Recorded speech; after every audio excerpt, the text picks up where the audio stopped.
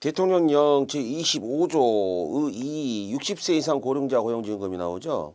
이 조건 중에서 정년을 정하지 아니한 사업장 중 2, 3번이 계속 이어집니다.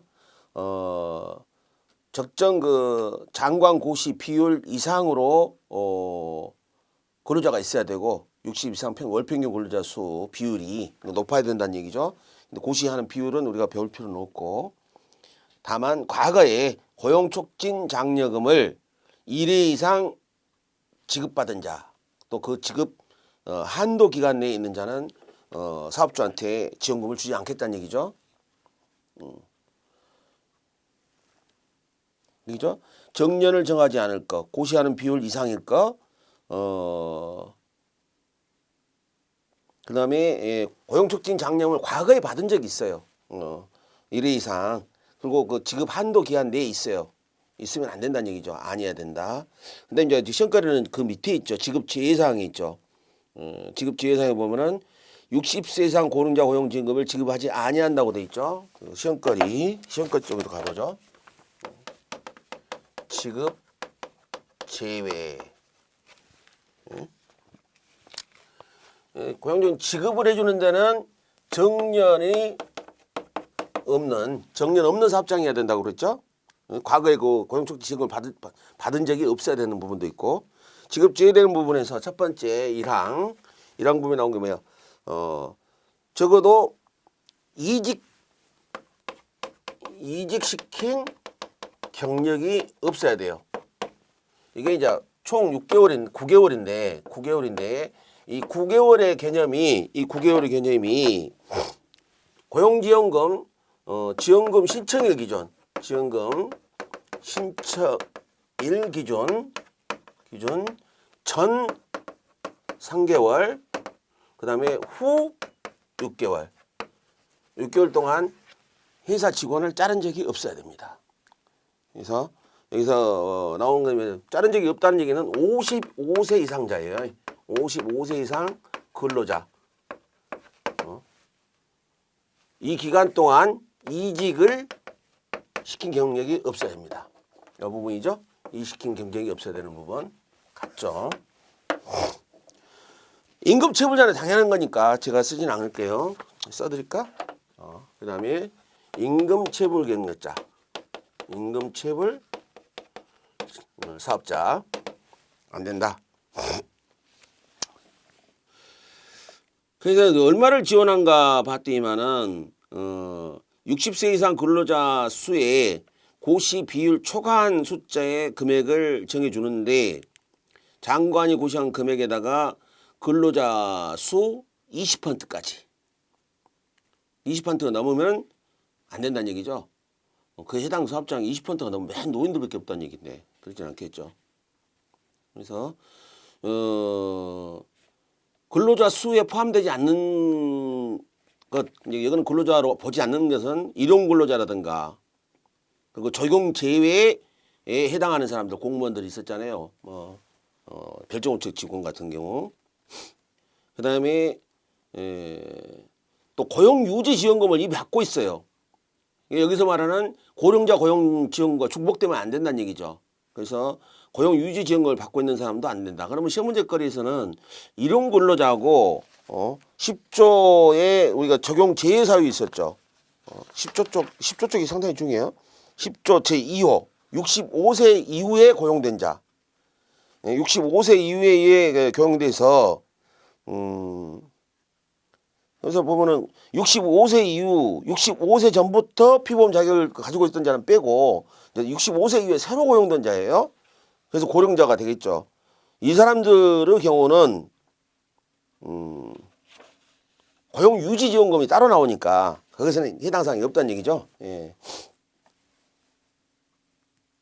이런 내용들이 나오는데, 이게 유효된 그 연도가 2020년 12월 31일이에요. 그러니까 여러분들 시험 기간하고 관련이 있죠. 그래서 공부를 해두는데, 뭐 이 정도만 알아도 뭐 시험 치는 데는 상관이 없을 것 같고, 제외자 하나만 더 쓸까요? 지급 제외자 65세 이상으로서 고용지원금, 고용유지지원금을 받고 있어.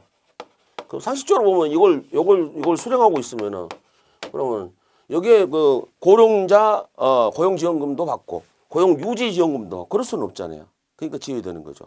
예. 고용촉진장려금이라고 있죠. 고용촉진장려금. 장애인, 여성가장 등 통상적인 경우에 고용이 곤란한 사람을 얘기하는데 고용촉진장려금을 지급한다. 취업이 특히 곤란한 사람들, 여성가장 또는 장애인 두 가지 예시가 나와 있죠. 근데 이 사람들은 뭘 해야 되냐? 촉진장려금을 받으려면은 취업 지원 프로그램을 이수하라. 장애인 경우는 중증 장애인으로서 1개월 이상 실업 상태에 있어야 된다. 여성의 경우에는 가정부양 책임이 있는 자로서 1개월 이상 실업 상태에 있는 사람. 이게 정리가 돼 있잖아요. 그 다음에 도서지역에 있는 경우에는 취업 지원 프로그램 참여가 어려운 사람은 별도로 정리를 해놨어요. 섬 부분에 뭐 방파제로 연결되어 있다든가 그 다리가 놓여져 있는 거 말고 끊겨 있다는 얘기죠. 육지에 연결된 도서 말고 섬과 말 그대로 섬에서 살고 있는 취업 지원 프로그램 참여가 어려운 사람인데도 불구하고 1개월 이상 실업 상태에 있는 자. 그래서 고용 촉진 장려금을 하나 또 정리를 하면은 고용 촉진 장려금 대상은 첫 번째 장애인이 나오죠. 장애인. 그 다음에 여성 가장이 나오죠. 여성 가장. 이 사람들은 뭘 해야 돼요? 프로그램 이수하라고 있죠. 프로그램 이수자. 그 프로그램 이름이 뭐라고 돼 있죠? 프로그램 이름이 취업 지원 프로그램이라고 돼 있죠. 예, 프로그램 이수자. 그 다음에 이 사람들이 보면은 중증 장애인 같은 경우 중증 장애인은 1개월 이상 실업 상태. 여성 가장의 경우도 가족 부양 책임 있는 상태에도 역시 1개월 이상 실업. 그런데 이제 예외적인 조항이 있죠. 프로그램 이수자인데 프로그램 이수를 못한 섬지역에 사는 사람도 1개월 이상 실업 상태면 된다. 장애인 여성 가정이 나오는데 그 정도만 알면 될 것 같아요. 그럼 얼마를 주는가 했더만 지원금입니다. 이런 사람을 사업주가 6개월 이상 고용하게 되면은 자 이런 쪽이죠. 요 두 사람을 사업주가 고용이 이루어집니다. 이제 고용 촉진, 고용을 받아줬으니까 장려금을 주는 거잖아요. 사업주 고용 기간 몇 개월? 6개월 이상이네요. 6개월 이상 고용을 해주면 이거 시험 문제를 내려면 어떻게 바꿀까요? 6개월 가지고 1년 이상 고용이라고 바꾸겠죠. 그래서 함정을 파겠죠. 그래서 고용촉진 장려금으로 주는 그 개월수를 보니까 고용기간이 6개월에서 12개월이면 6개월분. 12개월 이상인 경우에는 12개월 이상인 경우는 12개월분을 주는데 지금 고용촉진 장려금 주는 기간이 6개월분, 12개월분, 18개월분, 24개월분. 임금이죠, 임금. 임금에 대해서 임금 지원해 주는데 이 사람의 임금을 적게는 6개월, 12개월, 18개월, 24개월 있죠. 각각의 고용 기간에 따라 다르죠. 6개월에서 12개월은 6개월, 12개월 이상 18개월 미만인 경우는 12개월, 18개월에서 24개월은 18개월분, 24개월 이상인 경우 24개월 이렇게 돼 있죠. 이것도 시험 문제 낼까요? 그 다음에 고용촉진 장려금 지급 뒤에 당연 상식적으로 이해될 부분은 우리가 공부에 뭐 쓸 것도 없고 이해만 하시면 돼요. 단기간 근로자로 고용하는 경우는 지급 대상이 아니겠죠. 또 우선지원 대상 기업이 아닌 기업으로서 만 29세 이하 실업자를 고용한다. 청년 실업 장려금에는 따로 있으니까 이건 여기에 해당 사항은 없다는 얘기예요. 이하인 실업자로서 나와 있고. 그 다음에 이제 고용 전 3개월, 고용 후 1년, 총 다 해서 1년 3개월이죠. 1년 3개월 동안 이직 경력이 있는 사업주. 고용 조정으로 근로자를 이직시키면 안 돼요.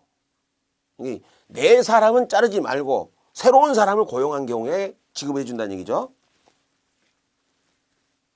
그 다음에 거기 나오죠. 또 5항에 보니까 고용촉진 장려금 지급 대상자를 고용한 사업주가 해당 근로자의 이직 당시의 사업주와 같으면 안 된다. 근데 예외적으로 근로기준법상 해당 근로자 고용했거나 이런 근로자로 고용했던 근로자를 기간 정함이 없는 근로자로 고용하면 그건 해당이 된다. 이렇게 돼 있고, 그다음에 전 사업주와 뭐뭐한 전 사업주와 후 사업주가 같으면 안 된다 이렇게 정리를 하세요. 또 뭐뭐한 전 사업주하고 사업자가 합병한 사업자, 그럼 사업주가 똑같잖아요.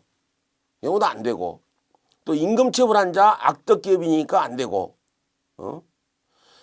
장애인 고용 의무를 지금 할당 쿼터제로 장애인 고용 의무제가 이루어지고 있잖아요. 근데 그 쿼터 안에 들어온 것은 이쪽 촉진 장려금의 대상이 아니란 얘기죠. 예. 지급 제외 대상 고용 촉진 장려금의 지급 제외 대상, 지급 제외 대상은 이것보다는 중요성이 좀 떨어질 것 같아요. 근데 몇 개가 나와 있어요? 지급 제외 대상으로 총 2번 삭제하고 총 8건이니까 7가지 나와 있잖아요. 단기간 근로자 고용한 거 안 된다. 그 다음에 우선 지원 대상 기업이 아니다. 그러니까 뭐 그 대기업 같은 경우죠. 우선 지원 대상 기업의 핵심은 뭐예요? 500인 이하, 300인 이하, 200인 이하죠. 또 중소기업이죠. 그러니까 여기가 해당이 아니면 큰 데예요. 고용 규모가 큰데 29세 이하 실업자를 고용하는 것도 안 된다. 사업주가 1년 3개월, 그러니까 지급 대상자를 고용한 날짜 기준 앞 3개월, 뒤 1년. 그래서 1년 3개월 동안 이직 경력이 없어야 된다. 어느 누군가를 잘라서는 안 된다는 얘기죠. 그런 얘기 나오고. 근데 이런 근로자를 기간이 정함이 없는 근로계약 체결한 경우는 지급 대상이 됩니다. 이런 근로자를 고용했다라고 해서 그냥 해당이 안 되는 게 아니고, 이런 근로자를 고용하더라도 기간을 정함이 없는 근로계약을 작성을 하게 되면 해당이 돼요. 요거 하나 조심하세요.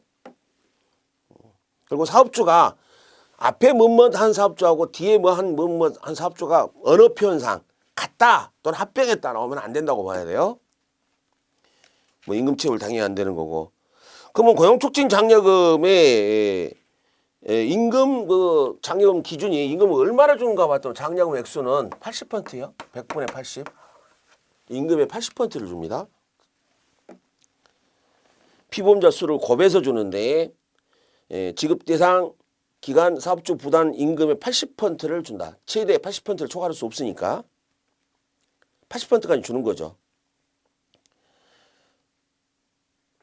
근데 그 고용을 한도 끝도 없이 이제 계속 그 사람 수를 늘리는 걸 다 인정해 주는 건 아니고, 피보험자 수 전체 100분의 30까지만 그 근로자 수의 30%만 인정을 하는 거죠.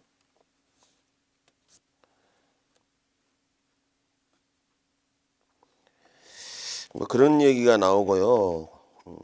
인원수 고용촉진 대상 그 직전 3년간 고용촉진 장려금 지급 대상인 인원을 제외하고 피보험자를 제외한 인원을 한도로 한다고 되어 있죠. 보면은 30명 이상인 경우 30명, 10명 미만인 경우 3명,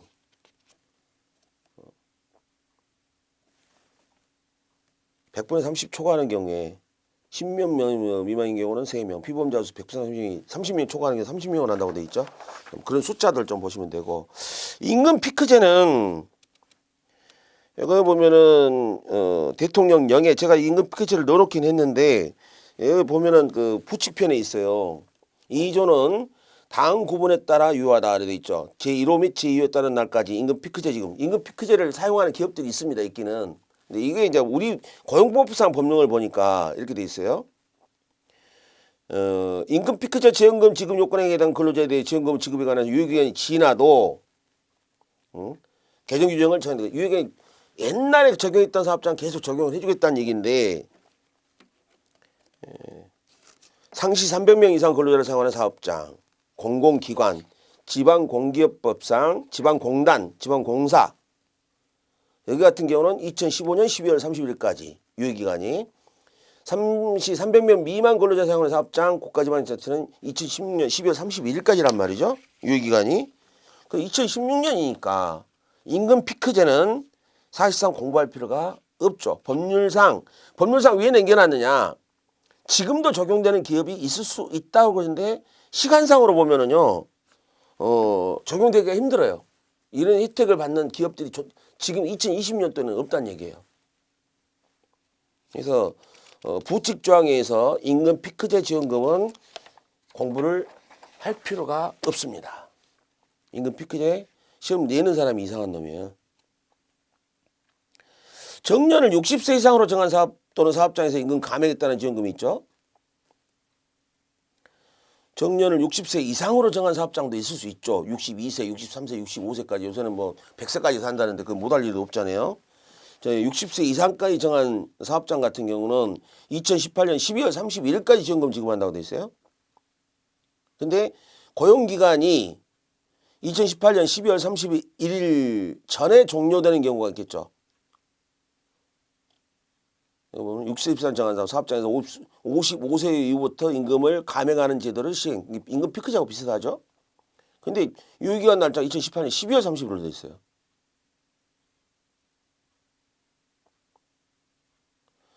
만약에 2018년 12월 31일 이전에 정년이 종료가 된다면은 뭐 나머지 기간까지 돈을 줄 필요는 없죠. 그 사람이 일을 안 한 거니까. 역시 이것도 유효기간을 봤을 때는 공부거리가 안 되죠. 여러분들 공부하기 싫어하는 사람들은 좋은 조항들입니다. 점점 공부 안 해도 되는 것들이 나오죠. 피크 임금과 해당 연봉임금을 100분의 10 이상 낮은 근로자에게 지급한다. 정년 연장을 60세 이상으로 해도 임금이 낮아지게 되는데 100분의 10 이상 낮아진 근로자한테 100분의 10은 뭐 지원 안 해주고 100분의 20, 100분의 30 그 나머지 차액은 10%, 20% 이런 정도를 주겠다는 얘기겠죠. 그런데 유효기간을 보니까 이것도 사문화된 조항입니다. 자, 이런 것들은 이제 사문화됐으니까 공부할 필요가 없고 그래도 한번 읽어는 두세요. 읽어는 두고 재수 없으면은 사문화된 법령이지만 아직도 혜택받고 있는 기업이 있을 수 있어요. 여러분들이 이제 공무원 될 사람들이니까 법률 조항에 이거 없어졌지만은 지금도 혜택 이거 유효기간에 계속 유효기간은 만료됐으나 유효기간 만료 전에 법 적용을 받았기 때문에 그 유효기간 만료 후에도 법이 계속 적용되는 사람들이 있을 수 있죠. 그런 경우는 공무원들은 찾아서 일을 하면 될 것 같고 우리 수업용으로는 부적절하죠. 이걸 내일 시험에 내면은 나중에 실제 적용되는 사례가 거의 없거든요. 자, 우리가 공부할 것들을 또 한번 찾아봅니다. 자, 근로시간 단축 지원금이에요. 근로시간. 하나씩 조건을 따져볼까요? 근로시간 단축 지원금.